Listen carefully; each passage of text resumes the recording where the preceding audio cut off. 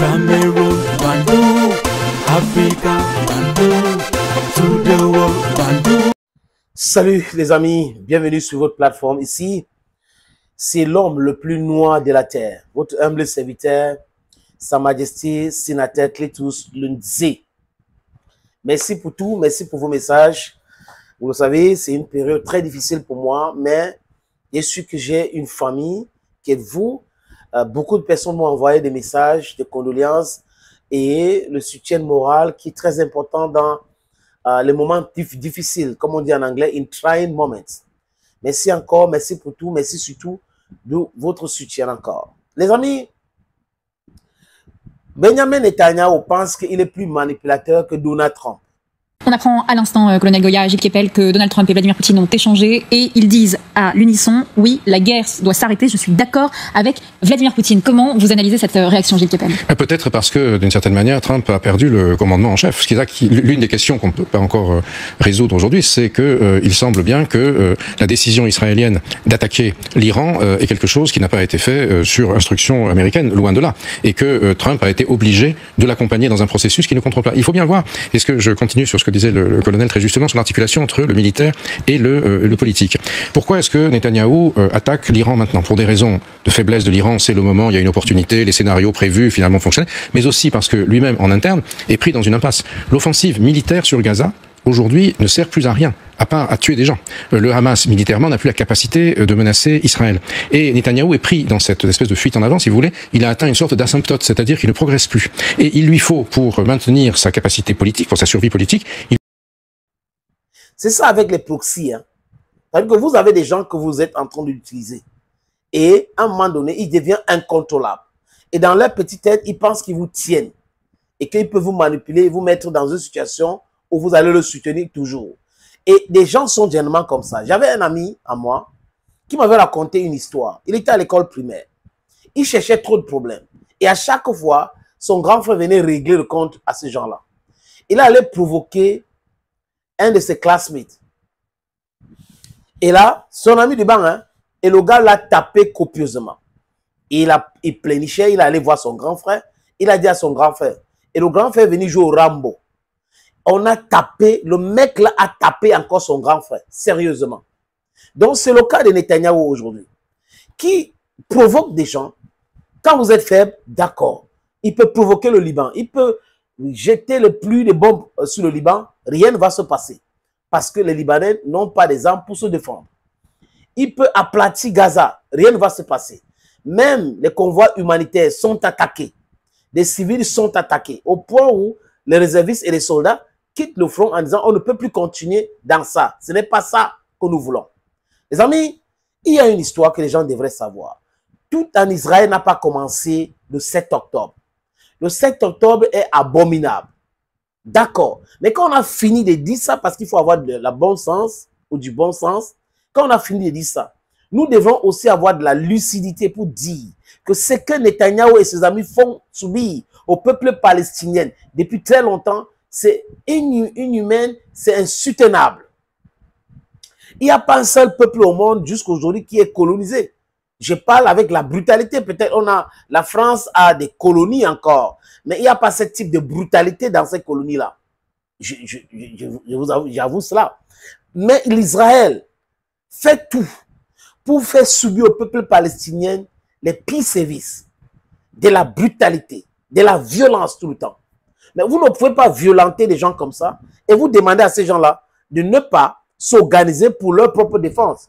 Si Israël veut être en paix, si Netanyahou veut que l'Israël soit en paix, mais acceptez la création de l'État palestinien, hein, pour ce tout. Vous n'allez pas refuser alors que ce sont les Nations Unies qui ont créé l'État d'Israël. Et le problème des Palestiniens ont commencé depuis la colonisation britannique. Ce sont des Britanniques qui sont à l'origine de cette stupidité qui est en train de se passer dans cette zone-là. Quand ils quittaient cette colonie, ils ont abandonné cela et voie libre pour pouvoir faire tout ce qu'ils ont fait. Je vous épargne l'histoire de la zone pour le moment. Ça va venir dans d'autres podcasts parce que c'est très important. Parce que if you don't know your history, then you don't know where you're coming from. If you don't know your history, then you don't know where you are going to. L'histoire là est très très importante. Mais les gens qui veulent cacher l'histoire vous parlent de la Bible, vous parlent de la Bible a dit ceci, la terre promise par là, la terre promise ceci, c'est le peuple choisi. Ça n'existe pas. Il faut gommer ça dans votre lexique, même dans votre tête. Je suis chrétien. Donc ceux qui disent ça ne sont pas des chrétiens, ce sont des gens qui sont dans des sectes. Oui, c'est des sectaires qui disent cela. Parce que si vous respectez l'être humain, vous allez considérer tout le monde comme votre frère. Le sang coule dans nos veines. Si vous faites subir la pression, la destruction, la souffrance chez l'autre, posez-vous la question que si on vous propose la même violence, ça va se passer comment? Donc Netanyahou, dans sa manipulation, voit qu'aujourd'hui, l'Iran a été sous-estimé. Ils n'ont pas eu de bonnes informations sur la capacité des missiles balistiques intercontinentaux, sur les missiles supersoniques. Ils n'ont pas eu tout le renseignement. C'est vrai qu'ils ont décapité les chefs militaires iraniens. Mais les amis, c'était les gens avec lesquels les Américains négociaient. Donc Donald Trump n'est pas quelqu'un de correct aussi. Donc les Américains négocient avec des gens qui leur disent des choses clairement. Au nom de quoi vous devez nous demander de ne pas faire ci, ne pas faire ça. C'est légitime. Nous devons le faire. Et M. Trump, il a permis à ce qu'on élimine ces gars-là. C'est lui, ce sont ces gens-là. C'est le cynisme. C'est ça l'Occident. Mais après, ils vont vous dire que nous sommes des démocraties, vous avez le droit, le permis d'éliminer les gens, mais les gens n'ont pas le permis de vous éliminer en retour. Si vous éliminez, vous les appelez l'État voyou, l'État ceci. Le voyoutisme, c'est ce que le monde judéo-chrétien est en train de faire subir au monde entier aujourd'hui. Nous sommes plus brutals que les musulmans, les amis. Laissez-nous cette petite manipulation-là. Donc, M. Netanyahou, qui a pensé qu'il est trop fort, c'est lui le pape de la manipulation. C'est l'Israël. C'est nous qui contrôlons les médias aux États-Unis. C'est nous qui contrôlons les républicaines aux États-Unis. Qu'est-ce qui se passe-t-il maintenant? Il y a des réseaux sociaux. Allemands, britanniques, chinoises, partout dans le monde. Donc, du coup, si vous bloquez ici, là-bas, les gens vont passer les messages. Vous voyez que on est en train d'équilibrer les forces aujourd'hui. Donc, la violence est équilibrée, la communication est équilibrée. Ceux qui détenaient dans les médias mainstream aux États-Unis sont en train de voir leur influence baisser parce que les auditeurs, les téléspectateurs et téléspectatrices comprennent aujourd'hui ces choses-là. Ils peuvent analyser pour comprendre que cette chaîne est en train de mentir, ce journaliste est en train de mentir, ce commentateur est en train de mentir, ce colonel est en train de mentir, ce général est en train de mentir. Et il a mis l'émotion après la riposte iranienne. Lui, il attaque l'Iran. L'Iran riposte. Et il bombarde l'Iran encore. L'Iran riposte. Les gens sont souterrains. Le feu partout. Ça brûle partout. Les missiles hypersoniques, impossible de les arrêter. Cette dôme de fer, quand on chantait dôme de fer, est devenue dame de papier. Ça brûle. C'est difficile d'intercepter les missiles iraniens qui arrivent à une vitesse vraiment... C'est très rapide. Je ne peux pas vous donner, estimer la vitesse, mais c'est très rapide. Le dôme de fer ne voit rien devant les missiles hypersoniques. Et l'Iran avait déjà dit cela. La Russie avait transféré cette technologie-là. Il commence donc à vouloir manipuler Donald Trump pour entrer en guerre. Donald Trump a été clair. En tant que proxy, il veut régler les comptes à Netanyahou. Vous allez voir, il va tomber, Netanyahou va tomber. C'est la fin de Netanyahou. Il a tellement manipulé, tellement fait du mal, qu'on lui dit les choses qu'il ne veut pas comprendre. Il s'entête. Il va aller faire ça. Parce que quand il va faire ça, il y a des lobbies là-bas. Les lobbyistes vont faire le travail. Les Américains vont entrer en guerre. Ils vont faire ceci. Donald Trump l'a piégé. Il est dans son propre piège aujourd'hui. Il se rend donc compte qu'il ne peut pas arrêter le programme nucléaire iranien. Il sait qu'il ne peut pas.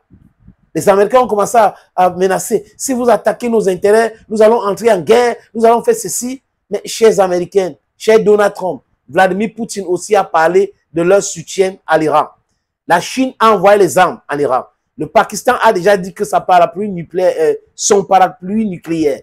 Et il va mettre ça pour protéger l'Iran. Le message est clair. Vous utilisez le nucléaire pakistanais va servir aussi à protéger l'Iran. Donc vous voyez que c'est l'équilibre de violence. Même la Corée du Nord a parlé comme ça. Le monde doit être un monde multipolaire. C'est fini ces histoires où c'est Washington qui dicte, où Benjamin Netanyahu peut manipuler et les gens entrent en guerre pour éliminer les autres. Non, vous ne pouvez pas prétendre être une démocratie et vous pratiquez la violence.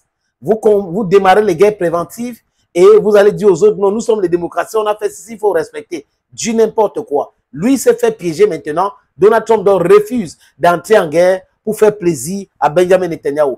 Et les commentateurs américains disent clairement que l'Israël a commencé sa guerre, il faut que l'Israël finisse sa guerre. Et que le peuple américain et les contribuables américains ne vont pas tout le temps mettre l'argent en contribution parce que l'Israël commence des choses stupides. Ils ont commencé une guerre contre l'Iran, il faut que les gars terminent cette guerre. Vous voyez, aujourd'hui, c'est compliqué pour Netanyahu. Il part de bunker à bunker, il déplace des avions, il dépasse ceci, il déplace cela. C'est fini.